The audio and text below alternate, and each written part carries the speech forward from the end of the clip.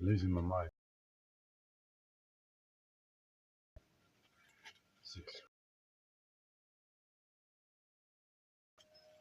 And I don't know what to do. It's painful at this level. I'm willing to explore. There's a way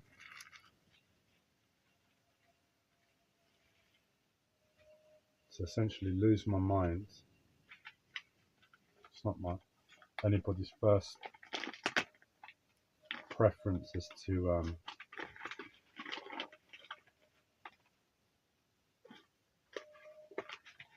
something to happen to them, but I'm losing my mind.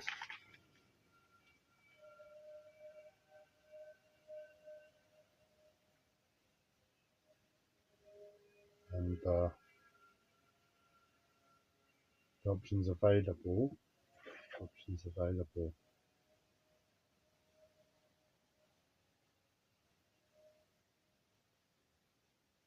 aren't really, sorry, it's the emotion in my voice. It's when you're in terror, there's no emotion, and for whatever reason I'm experiencing emotions coming through in my voice. It's been what's taken place ever since and before I started these live streams. So if you hear emotion in the live stream, unless I tend to state I'm emotional at present, chances are it's just my mental health pushing emotional sound through my voice. But being in a state of terror, it's a bit different. There is no mental health disorder. There's a very clear clarity as to the situation. And the situation is that the terror has been reached through many different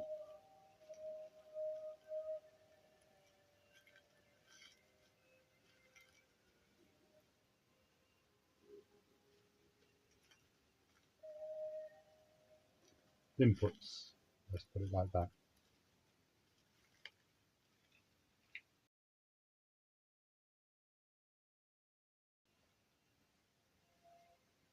And with those inputs,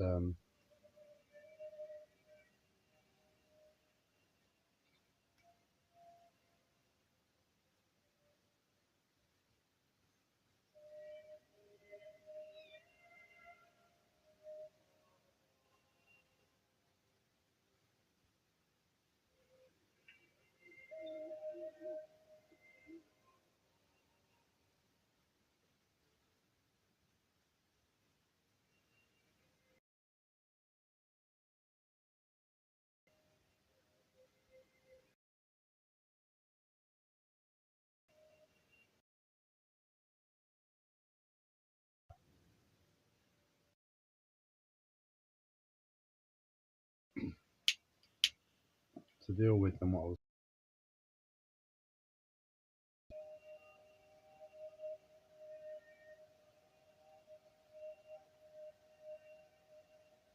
the state of terror, I've reached it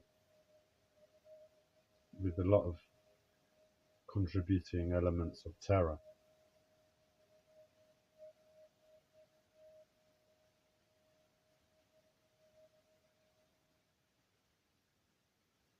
Together they're all encompassing and create my situation.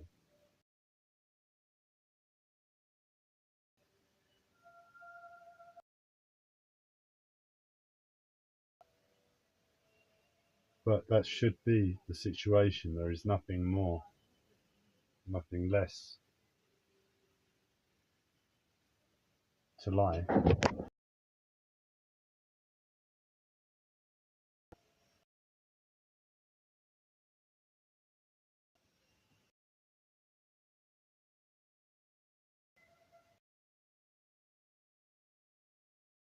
When you're in terror, there's no it's just a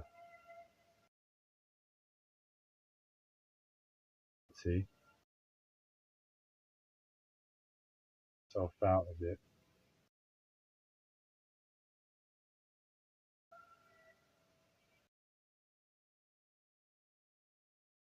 You've got the amount of effort you've ever,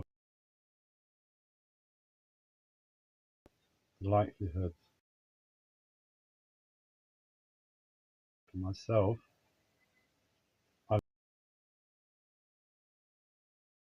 got all of my problems. My journey to was a case of being in denial for many years. A place of denial, I thought it was just life.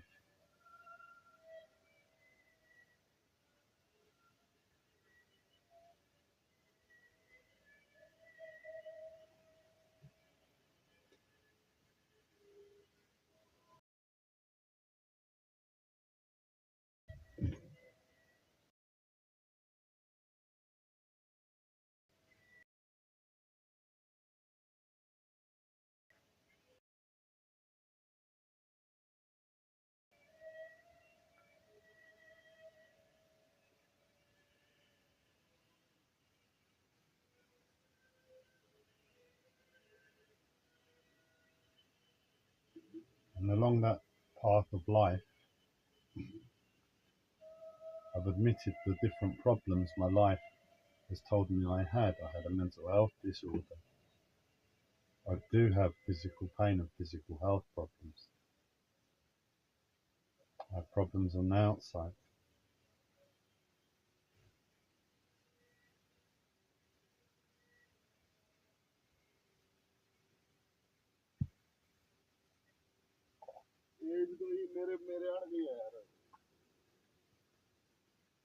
In terror, that is clear.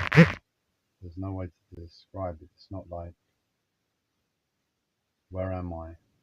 What individual problems have I got to deal with? All those problems have come together and equaled terror.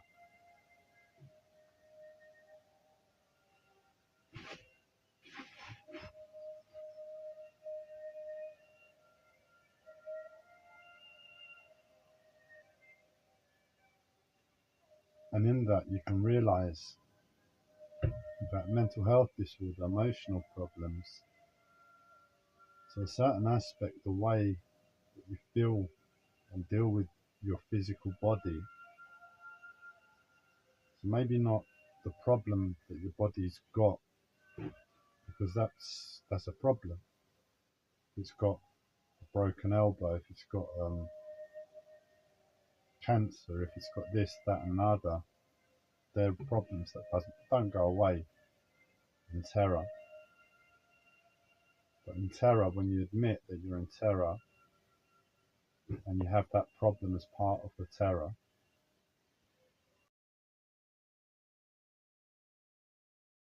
cancer in your body isn't the same at all. Before, it was like you might have had to fight against pain to function. But in terror, you're focused on your life and the situation, and the pain is in the background. And the energy that the terror takes to summon to consciousness as an awareness to life supersedes that of any physical pain in your body to be a problem. So in other words, if you've got a broken elbow, your focus is on the terror, is the problem in terms of movement from your arm. You're aware of the pain, but it's in the background. You're not focusing on it. Whereas me, at the moment, for now, where I'm losing the battle to terror, and in that I can see I'm losing my mind and more than likely dying.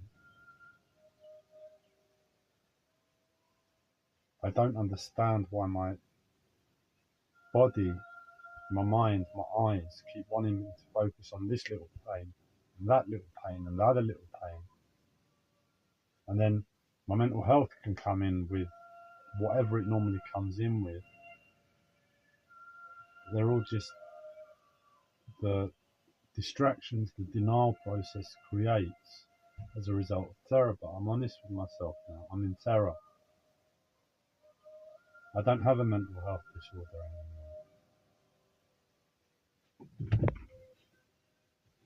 anymore. If I've got mental health problems, it's not mental health problems anymore. It's serious, and it's the fact that I'm dying. You don't say someone's got a mental health problem when they've got leukemia and their lungs are about to collapse, or they've got this serious problems and they're on the verge of dying. You don't say, oh, okay, those symptoms that your body's been fighting all these years and you're losing the battle to now, and you're going to start entering places of hysteria and everything else, and you've got to deal with the fact that you're dying. Are those little emotional problems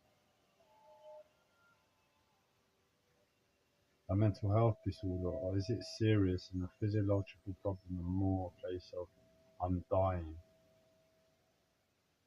Because the way society presents mental health disorders is like everybody's got mental health disorders. It's not a problem, it's something less than physical pain. So it's not appropriate to say I've got a mental health disorder right now. What it's appropriate to say is that I'm in terror. A large part of the terror is the physical pain in my body, to such an extent that that pain I'm pretty sure I should die from, alone, without fight. And if I'm not alert to the current situation, which is terror, and I'm losing that battle, I'm losing the fight, therefore I'm dying.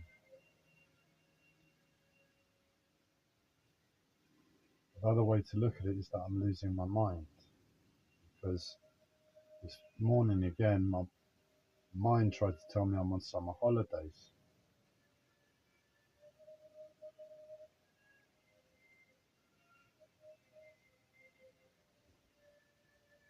And it presented a very, very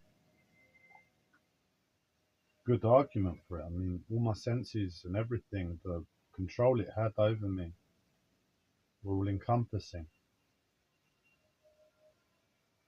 So really what it is to explore is a case of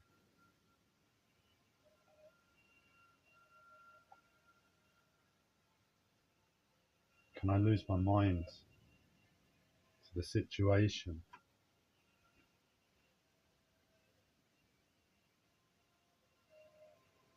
To get off at this point,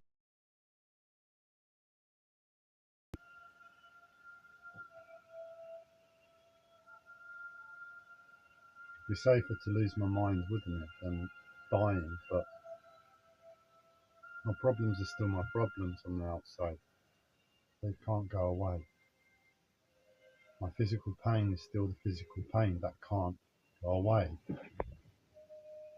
Unfortunately, the world seems very lackluster to deal with the problems that constitute the terror elements that they're responsible for.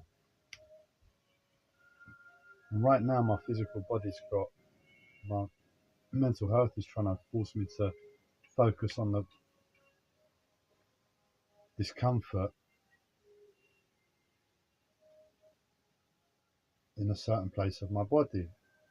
And it just doesn't matter. Before it would have been very annoying, very uncomfortable, but it's not about comfort anymore.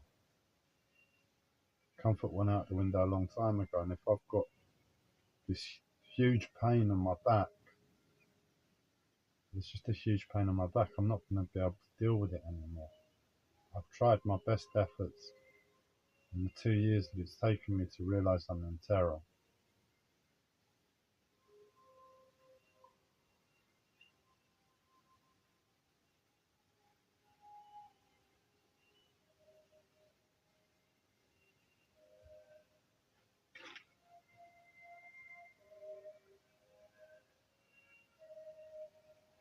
given everything to trying to deal with that.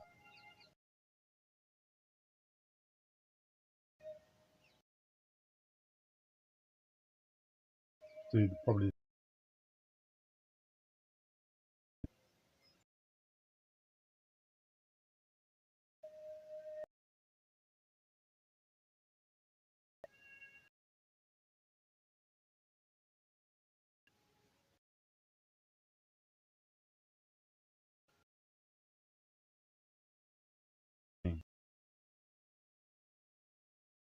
thing I've had in that time.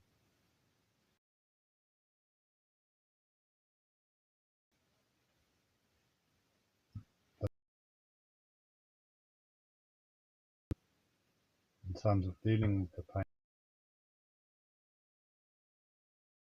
are astonishing to think pain that I experienced 2 years ago when I was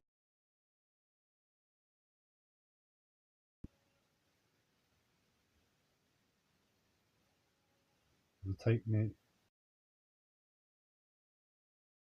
months of solid qigong just to get back to a place of anywhere near 2 years ago, in a place to be able to do that at the moment.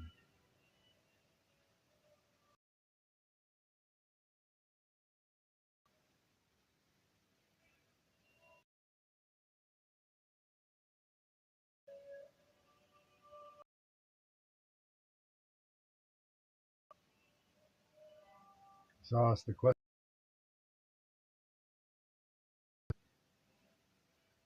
is there any way to allow the new consciousness not to be aware of the past?